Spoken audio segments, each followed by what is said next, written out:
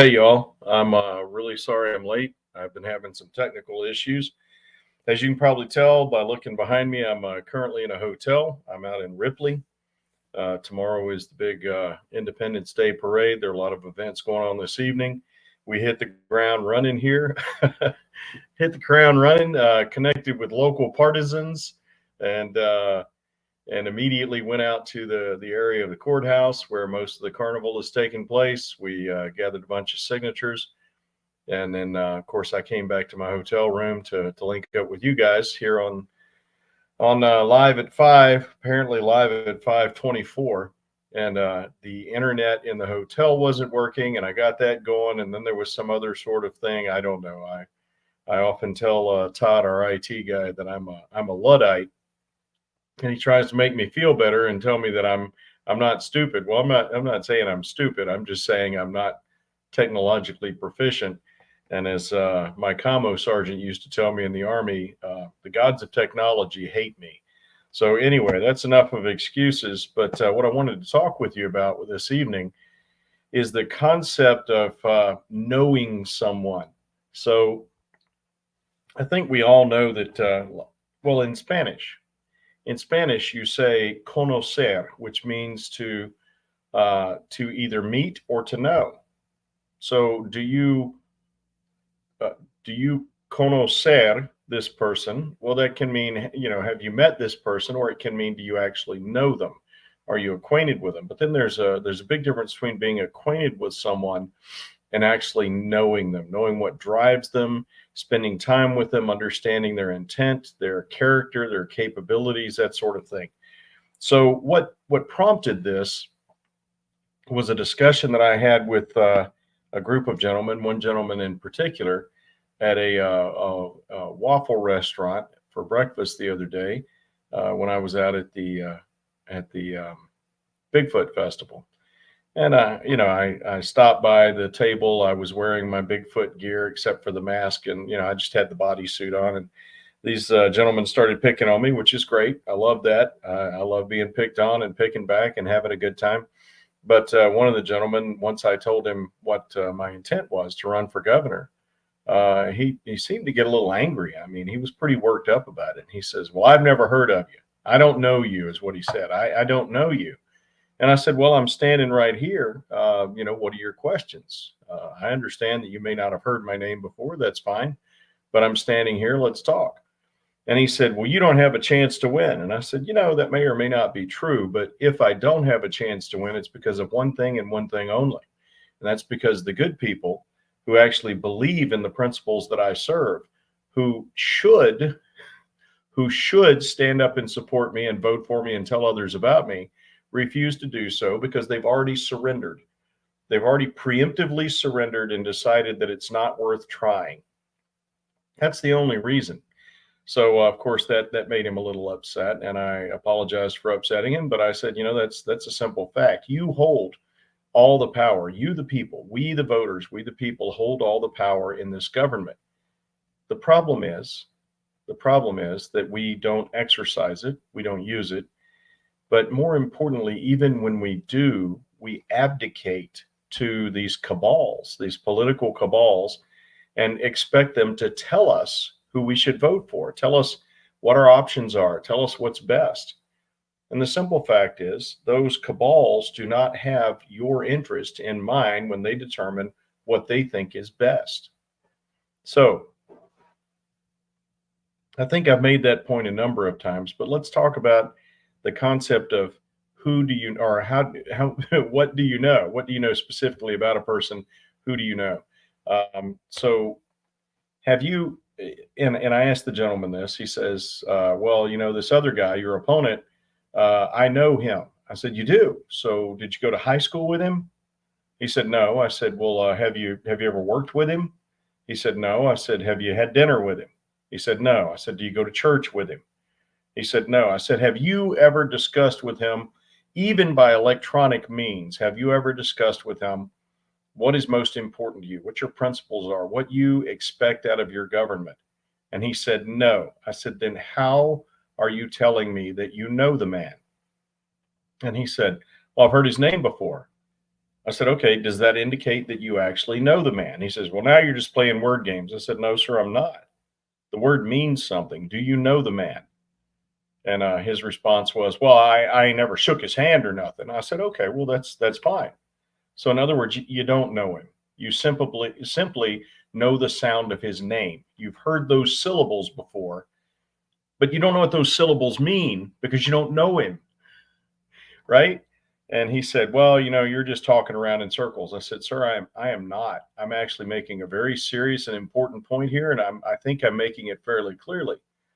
The thing is, when you use the word know in this current context, what you're actually saying is the extent of your knowledge of this man, and you've admitted so much. The extent of your knowledge of this man is the sound of his name. Maybe even, we haven't ventured on this, but maybe even the appearance of his face on a television screen or a computer screen. He says, well, yeah, I've seen him on TV. I said, okay. Now, let's be very clear about this. Who decides who gets on TV? And he said, well, I don't know. I said, well, I do know. It's people who have a certain agenda that they want to publish. And often that agenda is connected with whether or not the person that they are discussing has paid any money for advertising. It's a simple equation that basically the news stations, the radio stations, the television stations, what they want is that they want to make money. I don't have a problem with that. The problem is that money that they make is connected to providing a service. Okay, fine. But they're not beholden to make sure that the information that is published when they receive that money is anywhere near accurate. So the fact that you would lend credence to the simple fact that someone has appeared on the magic box in your living room or on your computer, I hope we can all agree that there's no correlation there at all. As a matter of fact, the correlation is inverse. And what that means is that if you tend to see someone a lot on television, well, it's kind of like my friend Jim Butler, Delegate Jim Butler from Point Pleasant, who is one of the finest Republicans currently serving the state of West Virginia. As he said, don't look at all those shiny things that show up in your mailbox and just vote for whoever sent you the most shiny things. Well, the same idea applies to the guys who appear the most times on television, or who have the most radio ads or the most newspaper ads. Let's discuss how you get those ads. You have to pay for them, and the money has to come from somewhere. And let's be very clear about this. When you're involved in politics, you belong to whoever makes it possible for you to campaign and to win. It's much like I often say, whoever buys your groceries owns you. Well, whoever buys your advertising in politics owns you. Folks, who do you think buys my advertising, the little bit that I have? Well, frankly, it's my family who pay for most of it. And we are not by any stretch of the imagination, Bill Gates. I'm not Bill Gates. And we have some friends who have sent us some money. And I'm sure that the money they've sent to us is sacrificial for them. That's a sacrificial gift. But my friends, the people who support my political activities, are not wealthy. They're not. They're normal Joes and Marys, and they're just trying to take care of their kids and pay their bills and pay the exorbitant taxes that the government demands of them on pain of, prison and death. So who is funding my opponent? Well, it's big corporations. I don't have any corporate sponsors. So here's the bottom line. I own me. You own me. You, the people. And the reason that you and I own me is so that I can be true to the message that we have. And that message is all men are created equal. They're endowed by their Creator with certain unalienable rights. Among these rights are life, liberty, and the pursuit of happiness. To secure these rights, to secure these rights, life, liberty, and the pursuit of happiness, governments are instituted among men, deriving their just powers from the consent of the governed. That's my message.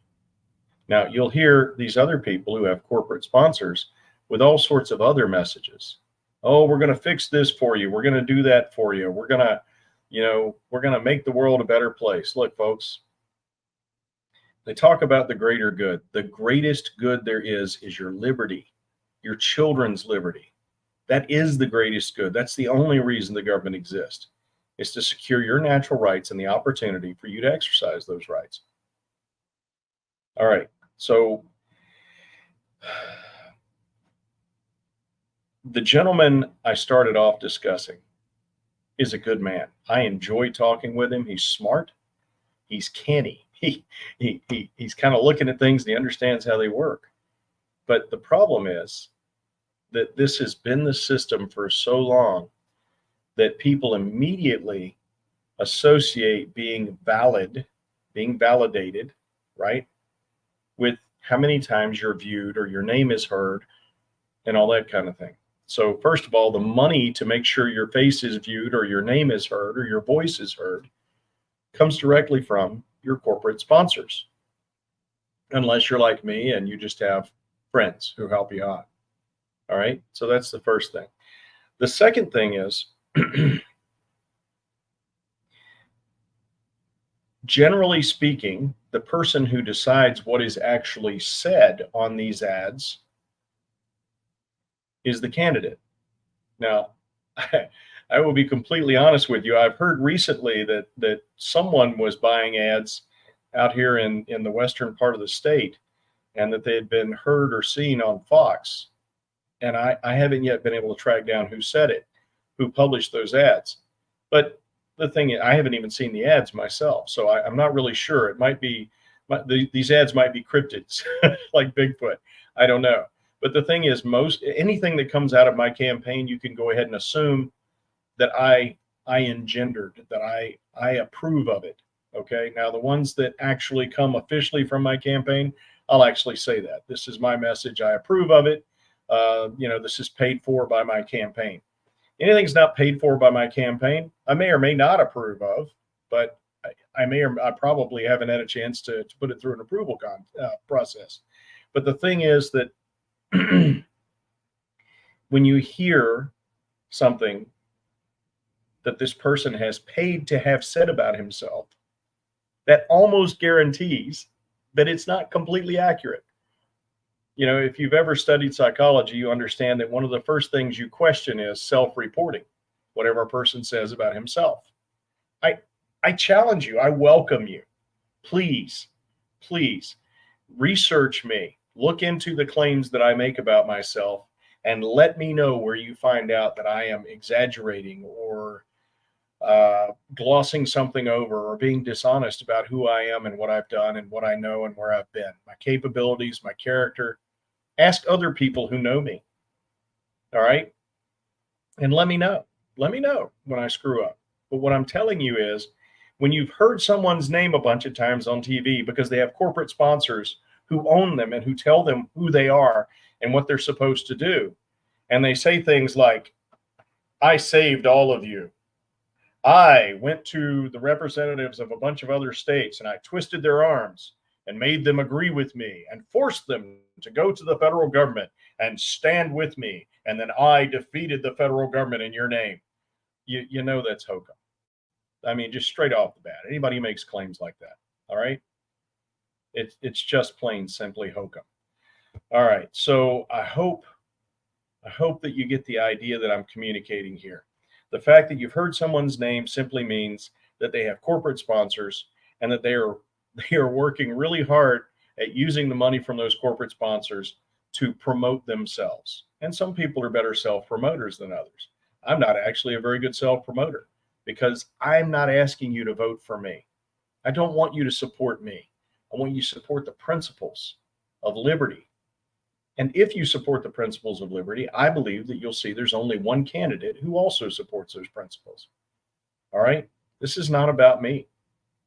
It's about those principles and reforming our government to function according to those principles.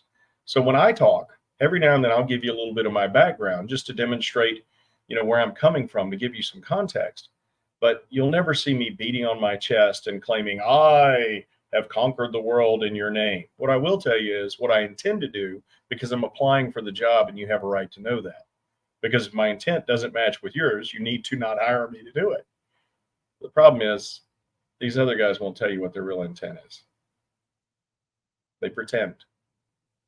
They pretend and they use words that they know will make you happy.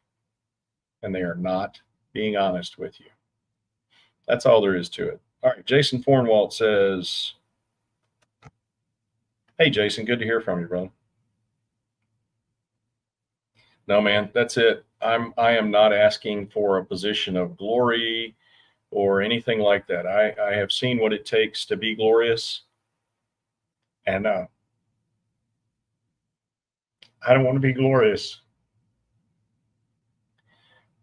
I just want to get the job done. I have kids. That's all that matters. I don't need to be famous. I don't need certificates. I don't need approval. I don't need all that. I need my kids to be free. That's all that matters. And I hope y'all will excuse me. I know I started late, and I know I'm asking you to excuse me early, but I have to get back to the festival in Ripley and collect some more signatures, because nothing I say or do matters if we don't get these 8,000 signatures. Nothing.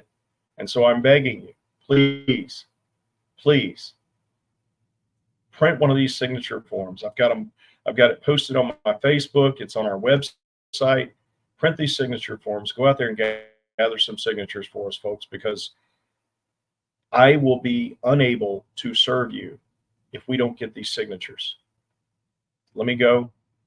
Thank you for your time, and I look forward to announcing that we are on the ballot. We're working hard at it. Please help us out. Thanks a lot.